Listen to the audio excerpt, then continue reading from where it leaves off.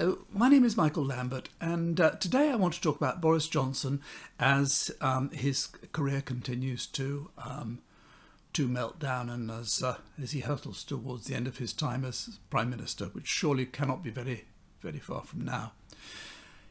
Before I do that, if you haven't already subscribed, I really would appreciate it if you, when doing so, and if you wouldn't mind hitting the like button, I'd also be very grateful. Now, I was going to make this video yesterday, but then I heard that Johnson was going to be on the Today programme being interviewed this morning. And so I thought I'd listen to that first so I could perhaps comment on that. The message, I think, overall was the same message as we got after the police report, after the Sue Gray report, after the vote of no confidence. The message was he's not going to change in any way. He is going to carry on.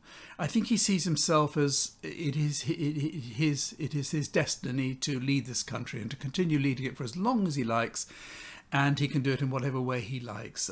He says, of course, that he understands how people feel, and he understands that people are upset because of the cost of living and so on.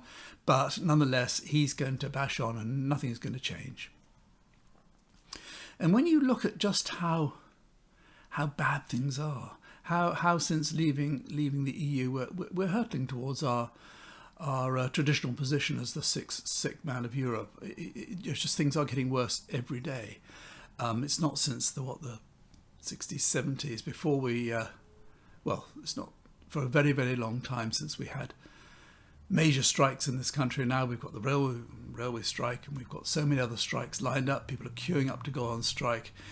We've got problems with the cost of living, which is getting out of hand. I mean, there are huge problems with, I think somebody said the other day, more food banks than MacDonalds. I mean, it's really quite serious. And that's something which I keep warning about, the food crisis, because it is going to get a lot worse later in the year.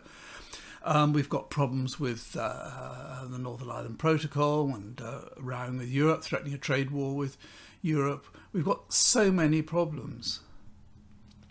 And yet this clown just wants to carry on as normal.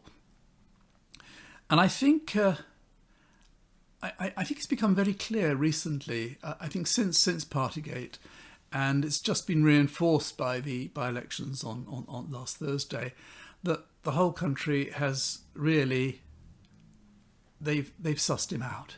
The whole country now sees this man is, not only is he incompetent, he's a liar, he's a con man, he's a cheat, he's having a great time. Imagine him and his wife, they're flying all around, they're away for 7 days, aren't they? I know they're working, they go to various conferences, and they're in Madrid and Brussels and Kigali and so on, but they're having a great time. They'll be quaffing champagne and eating caviar and all the rest of it. And it's all for him. It's just all a laugh. It's all great fun. It's a jolly Jake being Prime Minister, whilst the Nero fiddling whilst Rome burnt comes to mind always in these when thinking about this. He just doesn't care, and I think a lot of people now, particularly politicians, are getting quite concerned about it. I mean, if you think. The swing in Taunton and Houghton was so big that 300 of the 350 odd Tory MPs would lose their seats if there was such a swing in a general election, which obviously there wouldn't be. But I mean, a lot of people are beginning to think, I mean, this guy is now a loser. This guy is going to lose us the election, and at the same time, he's really his policies are destroying the country.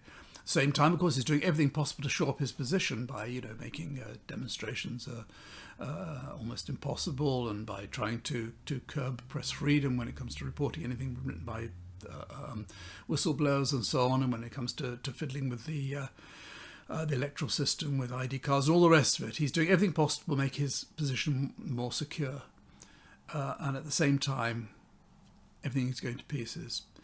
And I think, we've all come across people in life who are lucky somehow, and they're lucky, and that luck, I mean, maybe luck of birth, maybe just luck of something has happened to them in their lives that they do well, but somehow or other, as a result of that luck, they get confident, and then they get cocky, and they expect to be lucky. Everybody else expects them to be lucky, and somehow they go on and on and on with this luck. But the thing about luck is that it can run out. And I think with this clown, I think luck has run out. And I think he's made a couple of major misjudgments recently. The first is that he's taking on the EU over the Northern Ireland Protocol. Now, the EU aren't going to back down. He's in this mess because he said that there would be no controls between GB and Northern Ireland, despite the fact that he signed an agreement which said there would be controls. Now that's taking on a fight with the whole of the EU. Now, as I keep mentioning, and I'm sorry to keep mentioning it again, but we are going to have trouble with food supplies. We're already reading the papers now about growers in this country who cannot get the workers. They cannot get the workers to pick the vegetables and the fruit and so on. And a lot of them have not planted this year because they had the same problem last year. So there are going to be shortages of food, locally grown food. Also, because of Ukraine and for various other reasons, there's likely to be, or there may well be, food shortages all over Europe this year. Now, Spanish, French, Italian, German suppliers for growers, if they have an option of supplying others within the EU or coming to the UK where they've got the hassle getting here and they've got the hassle with the lorries and all the rest of it, either what they'll do is they'll send all their food which is not good enough, they'll send it to the UK, or they won't come at all. So there's likely to be a reduction in the amount of food coming from the EU. So there are going to be food supplies later this year. But on top of that, now Johnson, with this fight over threatening to overrule the Northern Ireland Protocol, he's making it all worse. And not only that, having made enemies with the whole of the EU, he's also made it impossible for us to get any deal for years and years and years with America.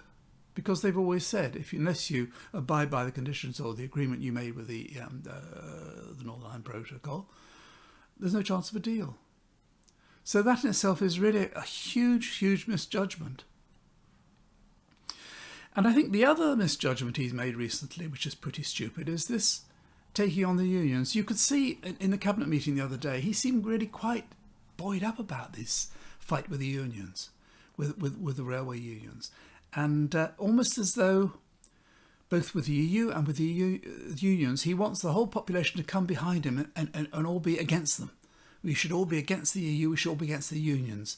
Back in the 70s, everyone was against the unions. When you had Arthur Scargill and all these other really tough union leaders and so on, I mean, everybody hated them. Or not everybody, but I mean, the population in general, when they brought the country to a standstill. But he's misjudged this, completely misjudged it, because for two reasons. One is that now people are able to work from home, so a rail strike is not as serious as it was.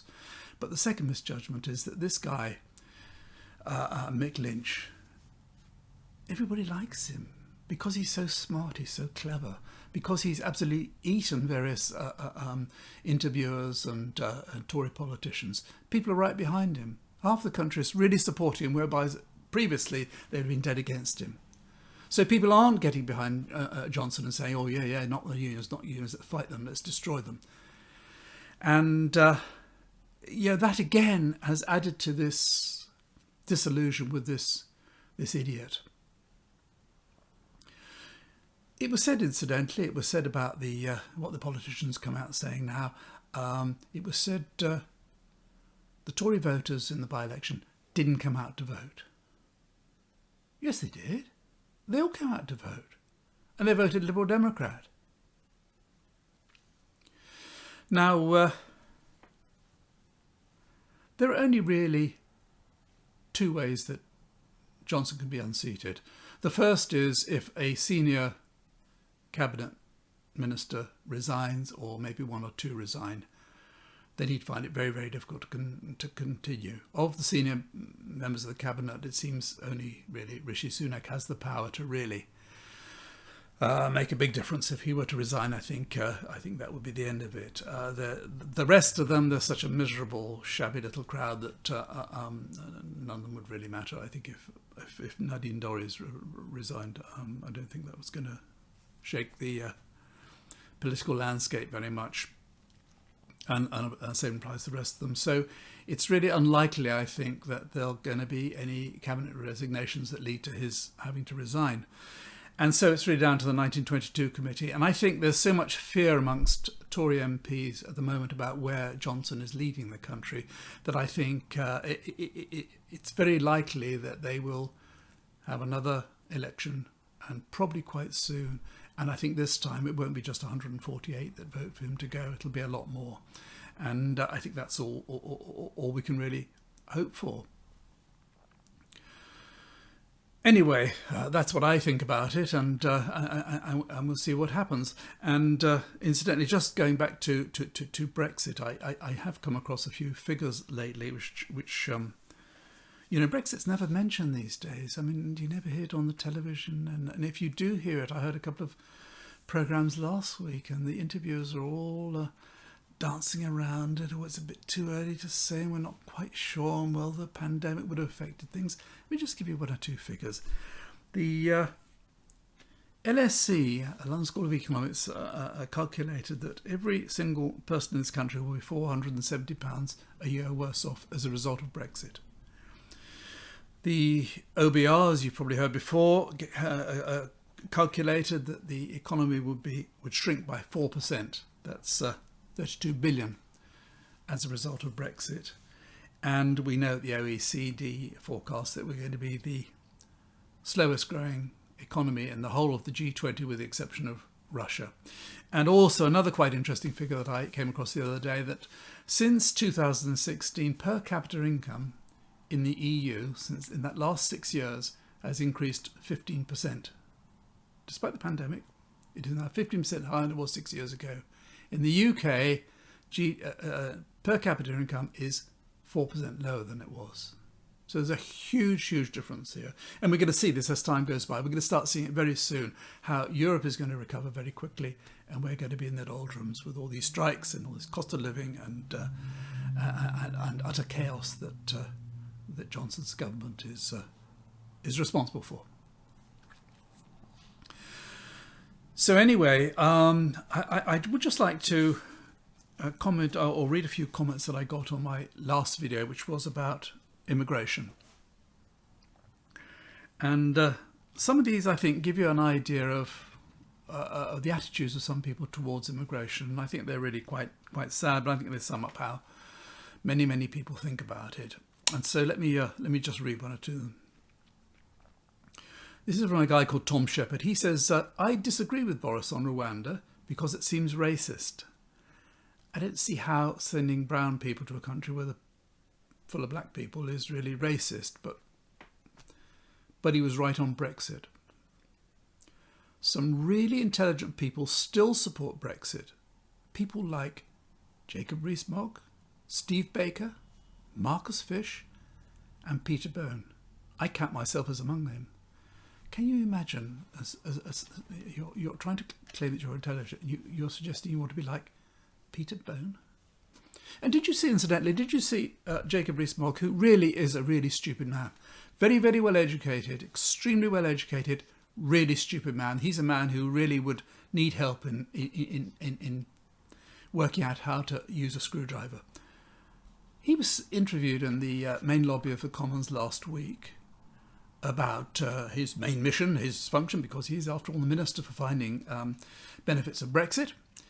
And he was explaining how one of the benefits now that we've left the EU, that we couldn't do before, is that in the Dartford Tunnel, every 150 yards you have to have a marker pointing towards the exit, and it has to tell you the distance to the marker. Now, before we had to put that in metres.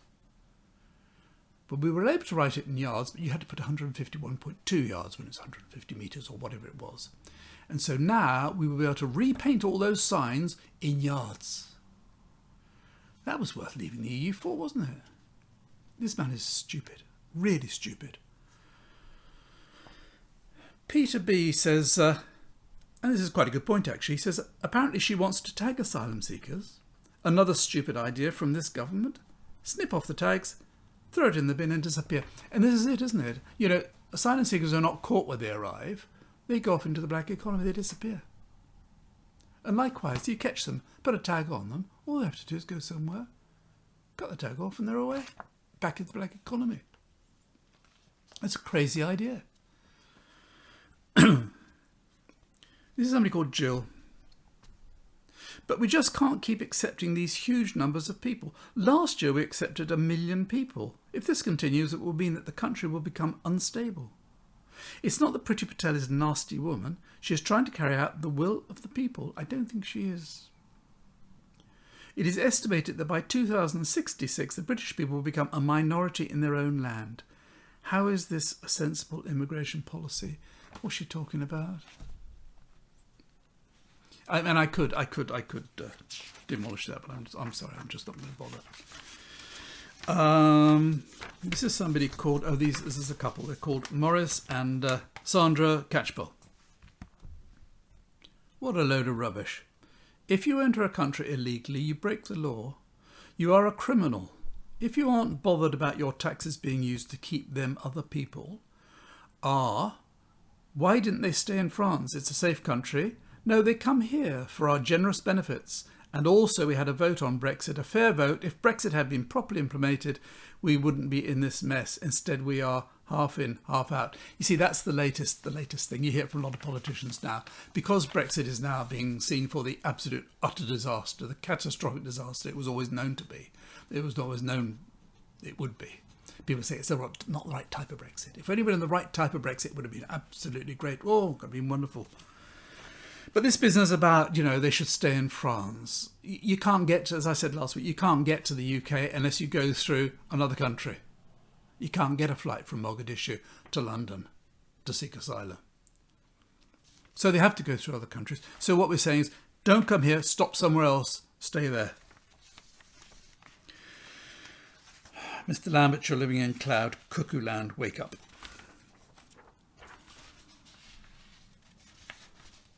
They aren't in desperate need of help. Unless you mean genuine people fleeing genuine war in the Ukraine, they're fine. If you're talking about the economic migrants crossing the channel in unlimited numbers, then no, clearly you're wrong. But worse than that, the people that oppose it have absolutely no sustainable working alternative solution. I mean, yeah, okay, so the war in Ukraine is in Europe, so it's a bit nearer, and we can understand they're all white faces, and we can see every night on the news, we see all the rubble and the cities being destroyed. Aleppo doesn't feature anymore. What's going on in Afghanistan, where people who cooperated with the British are being hunted and killed? What goes on in countries like Eritrea and Iran and so on? Nothing wrong there, it's fine, they're all fine. There's no need for them to leave the country at all. It's just people in Ukraine are okay. AG says, sink the boats and deport the arrivals. And finally, and because these are all really, I think they just sum up the attitude of so many of the people in this country, that why should they come here? Just get them somewhere else. We don't want them here. And when they come here, they go into these 4- or 5-star hotels, lap of luxury, and it all costs us all money and so on. As I said last week, I mean, they're all fit people, and we don't allow them to work, and we keep them. It takes us 4 or 5 years to decide on somebody, and we have to keep them for 4 or 5 years doing absolutely nothing because they're not allowed to work. It's absolutely nuts. This is Darren Hildrup. He says, these are not asylum seekers. These are, and he says capitals, illegal immigrants. Get a grip. If you want them, you put them up in a home and give them your savings. The UK has fair rules for those that enter the correct and legal way. It doesn't. It's almost impossible now. Try telling Australia, America, Saudi Arabia, Russia they must accept illegal immigrants. You obviously are a Labour supporting whatever they do is wrong type. I'm not. Send all of them to Siberia or the Sahara, anywhere but here. That's it. That is it in a run. Send them anywhere but here. They are leaving a safe country, Eritrea, Sudan, Iran, Iraq, Afghanistan, all safe countries, to bleed this country. It's not the brightest and the best fool. We take nurses from the Philippines, not the brightest or the best, but genuine hard-working nurses. I think you're talking shite, spelled S-H-I-T in capital letters. Yes, we are taking nurses from the Philippines, and we're getting them from Nigeria and all sorts of other countries who've paid a lot of money to train them where they need them, probably a lot more than we need them. We are asking them to come here. We're accepting them here with their families because we've sent all the Europeans home, and we're short of nurses, like we're short of so many other people as a result of Brexit in hospitality, in care homes, in abattoirs, in fruit picking and so on, as I mentioned before. We're short of so many workers. So yes, we are having to go to all these countries all over the world, places like Nigeria and Bangladesh and Pakistan and India and Philippines, and we are having to recruit immigrants there, but only the ones we need. Only the brightest and the best and the ones that we need. So anyway, that's all I'm going to say for today. If you've watched this far, thank you very much, and until next time, bye for now.